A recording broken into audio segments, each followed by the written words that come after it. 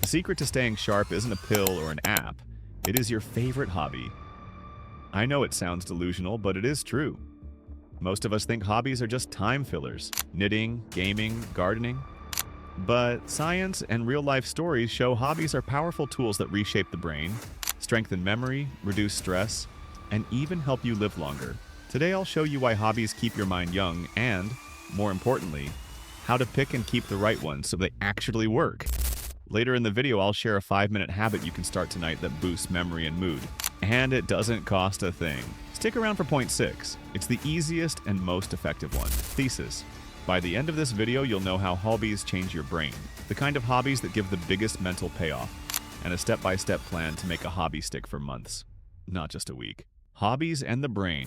Neuroplasticity. Your brain isn't fixed. It's constantly remodeling itself, and hobbies are one of the strongest nudges for positive change. Point. Learning new skills through hobbies triggers neuroplasticity, the brain's ability to rewire. When you learn a new song on guitar, remember knitting patterns, or puzzle through a strategy game, your brain forms new connections and strengthens existing ones. Over time, these changes improve memory, attention, and problem solving. Why it matters. Unlike passive entertainment, active hobbies, learning an instrument, language, or craft, require deliberate practice, the exact activity that boosts the brain's wiring. That wiring translates into real-world benefits: better recall, faster thinking, and improved multitasking. Want to know which 2 hobbies give the biggest neuroplastic boost for minimal time? I'll reveal them in the next section. Social hobbies. Protecting memory through connection. Humans are social animals. Hobbies that connect us to others are secretly brain protective. Point. Social hobbies. Book clubs, group sports, choir, team gaming. Combine cognitive challenge with social interaction, and that combo is a 1-2 punch for brain health. Social engagement lowers loneliness, reduces stress hormones, and is linked to lower risk of cognitive decline. Mechanism. Conversation, collaboration, and group problem solving require real-time memory and attention switching. These mental demands keep neural networks active and resilient. Plus, positive social feedback increases motivation, making you stick to the hobby longer. I'll share a quick exercise you can do in any social setting to maximize cognitive benefit. It's subtle but powerful, and I'll show it in the practical section. Flow, focus, and stress reduction. Have you ever been so absorbed in an activity that time disappears? That's flow, and hobbies that create flow are brain candy. Point. Flow states.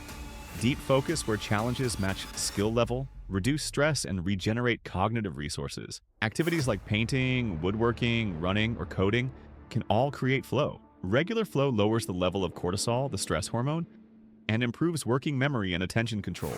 Why flow matters for aging. Chronic stress shrinks key brain regions. Flow, on the other hand, repairs attention networks and improves emotional regulation. Hobbies that produce flow consistently are therefore protective for long-term cognitive health. I'll show you a simple 10-minute flow exercise, usable with many hobbies, that resets your focus and improves memory consolidation. Coming up in the practical roadmap: identity, purpose, and confidence. Hobbies aren't just brain food, they shape who you are. Point. A hobby gives you identity beyond work or family roles. That sense of self, I am a guitarist, I am a gardener, boosts motivation, raises self-esteem, and encourages continued engagement. Purposeful engagement reduces mental decline by motivating consistent mental exercise. Mechanism. Confidence from mastering small achievements changes behavior. You take on new challenges, socialize more, and maintain routines, all of which support cognitive reserve. Hobbies that offer measurable progress, levels, projects, completed pieces, are especially effective at building sustained momentum. Later, I'll give you a tiny daily ritual to turn a casual interest into an identity-building hobby in just 14 days. It's easier than you think. Cognitive cross-training, variety is key. The brain loves variety. I think of hobbies as cross-training for your mind. Point. Doing a range of hobbies, physical, dance, creative, writing, strategic, chess, and sensory, cooking, strengthens different cognitive systems. This cross-training builds a more resilient brain than repeating only one activity. Examples. Physical hobbies boost cardiovascular health and oxygen flow, supports brain metabolism, Creative hobbies enhance divergent thinking and memory associations. Strategic hobbies train planning and working memory. Sensory hobbies, cooking, bird watching, sharpen attention to detail and pattern recognition. Practical tip: rotate hobbies weekly or monthly. Short, varied practice beats long, single-focus sessions for lifelong cognitive health. I created a simple 4-week hobby cross-training template you can use. I'll outline it in the next section so you can start tomorrow. Roadmap: how to pick, start, and stick to a hobby. Practical. Okay, the theory is done. Here's a practical roadmap you can start tonight. Step 1. Pick with purpose. Choose one hobby from each of 2 categories, one social and creative and one physical and strategic. Keep the barrier low. Borrowing, renting, or free intro class works great. Step 2. Small wins. Use the 5-minute rule. Do the hobby 5 minutes a day for the first week. Small wins build momentum and keep the brain engaged without pressure. This is the 5-minute memory-less mood habit I promised. Step 3. Flow setup. Set up a 10 to 20-minute flow session twice a week. Remove distractions, set a clear goal, and work until focus fades. Track these sessions in a simple habit app or journal. Step 4. Social accountability. Join one group or find a practice buddy. Sharing progress increases consistency by 3 times. Behavioral principle. Step 5. Cross-train monthly. Swap or add a new short hobby every 2 to 4 weeks to keep novelty high. Novelty drives neuroplasticity. At the end of each session, write one sentence about what you learned.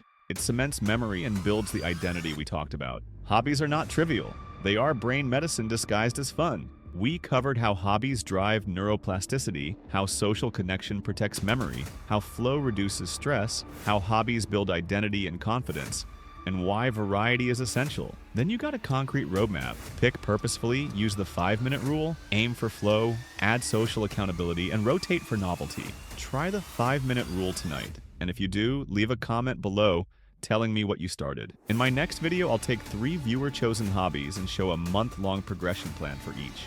So comment what you pick, and I might feature you. If this helped, like, subscribe, and hit the bell. I post practical, research-backed ways to stay sharp and live better. If you want the 4-week hobby cross-training template I mentioned, it's linked in the description. Start small, be curious, and let play reshape your mind. See you in the next one.